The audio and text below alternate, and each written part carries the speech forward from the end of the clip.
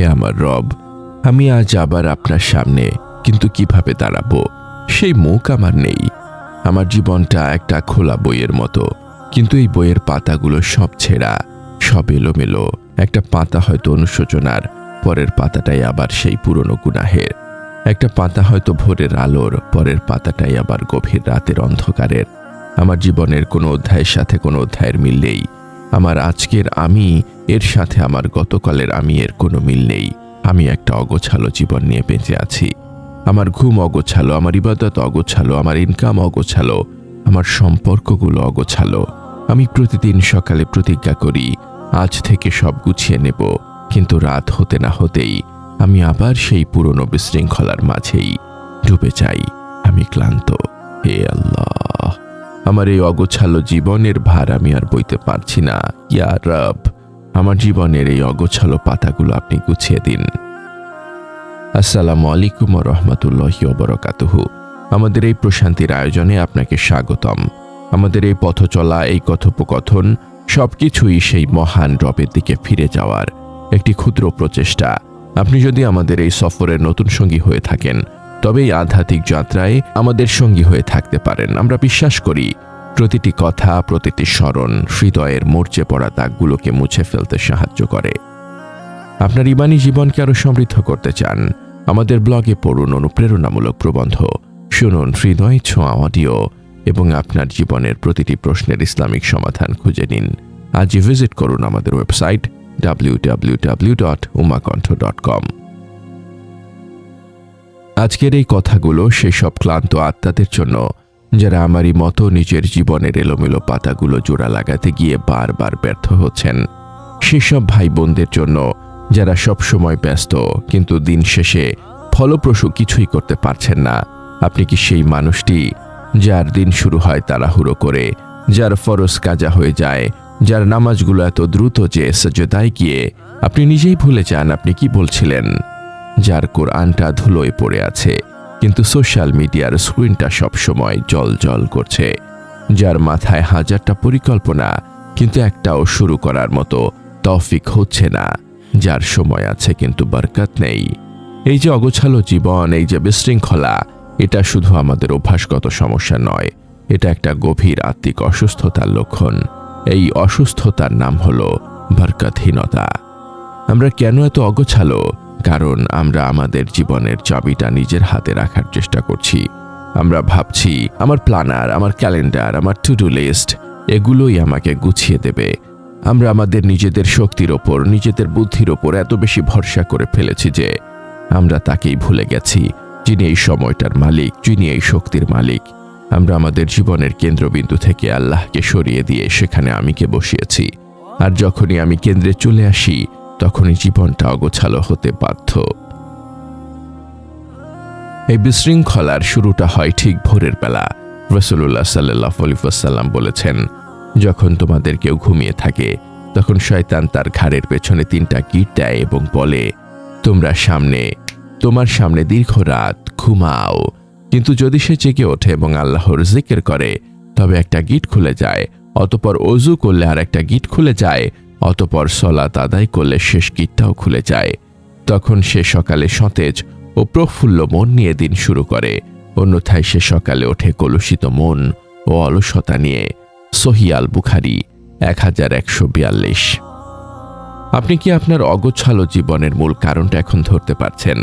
যখন আমরা ফজরের অ্যালার্মটা বন্ধ করে ঘুমিয়ে পড়ি, আমরা শুধু একটা নামাজ ছাড়ি না, আমরা শয়তানের সেই 3টা গিট নিয়েই আমাদের দিনটা শুরু করি। একটা কলুষিত, অলস, অগোছালো মন নিয়ে যখন আমরা দিন শুরু করি, সেই দিনটা কিভাবে গোছানো হতে পারে? জীবনের এই অগোছালো পাতাগুলো গোছানোর প্রথম এবং প্রধান উপায় হলো আপনার জীবনের কেন্দ্রবিন্দুটাকে ঠিক করা। আপনার দিন শুরু করতে হবে আমি দিয়ে নয়, আল্লাহ দিয়ে। আপনার দিনের প্রথম কাজটা, প্রথম বিজয়টা হতে হবে শয়তানের বিরুদ্ধে, ফজরের নামাজ। রাসূলুল্লাহ সাল্লাল্লাহু আলাইহি ওয়াসাল্লাম তার উম্মতের জন্য ভোরের সময়ের বরকতের দোয়া করেছেন। তিনি বলেছেন, হে আল্লাহ, আমার উম্মতের জন্য তার ভোরের সময়ের বরকত দিন। সুনানে তিরমিজি 1212, সনদ হাসান। আপনি যখন সারাটা দিন ঘুমিয়ে কাটান, আপনি তখন আপনার রবের পক্ষ থেকে আসা সেই ভোরের বরকতটাকেই হাতছাড়া করে ফেলেন। আর যে জীবনে বরকত নেই সে জীবনটাই তো অগোছালো। দ্বিতীয় উপায় হলো তৌফিকের জন্য দোয়া করা। আমরা ভাবি আমি তো সব করি, এই অহংকারই আমাদের ডোবায়। আমরা যে একটা ভালো কাজ করব, আমরা যে গুছিয়ে চলব, এই ক্ষমতাটাও তো আমাদের নয়। এই ক্ষমতাটাও আল্লাহর পক্ষ থেকে আসা তৌফিক বা সক্ষমতা। নবী শুআইব আলাইহিস সালাম কি সুন্দর কথাই না বলেছিলেন। তিনি বলেছিলেন, আর আমার তৌফিক বা সফলতা তো আল্লাহরই সাহায্যে। সূরা হুদ আয়াত ৮৮। আপনি আপনার জীবনের অগোছালো পাতাগুলো গোছাতে পারছেন না। আপনি কি একবারও সাজদায় লুটিয়ে পড়ে বলেছেন? হে আল্লাহ, আমি পারছি না, আমি দুর্বল, আমার নিজের শক্তিতে আমি অগোছালো। আপনি আমাকে তৌফিক দিন, আপনি আমাকে গুছিয়ে দিন।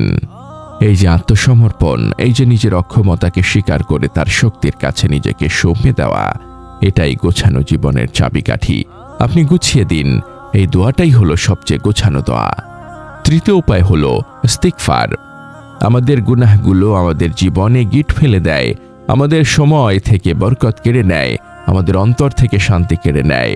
আপনি হয়তো ভাবছেন আমার তো সব ঠিকই আছে, কিন্তু আপনি হয়তো এমন কোনো গুনাহে লিপ্ত আছেন যা আপনার পুরো জীবনটাকে অগোছালো করে রেখেছে।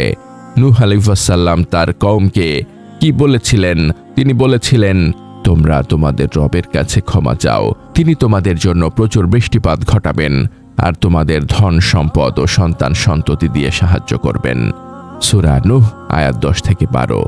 ইস্তিগফার শুধু বৃষ্টি বা সম্পদই আনে না, ইস্তিগফার আপনার জীবনের সমস্ত অগোছালো গিটগুলোকেও খুলে দেয়।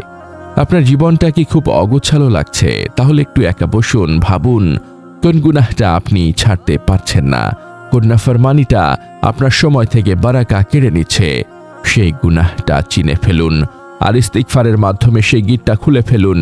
দেখবেন আপনার জীবনটা আপনি গুছিয়ে আসতে শুরু করেছে। হে আল্লাহ, আমি তো সেই বান্দা যে নিজের হাতেই নিজের জীবনটাকে অগোছালো করে ফেলেছি। আমার রাতগুলো জাগরণে কাটে আর আমার দিনগুলো ঘুমিয়ে।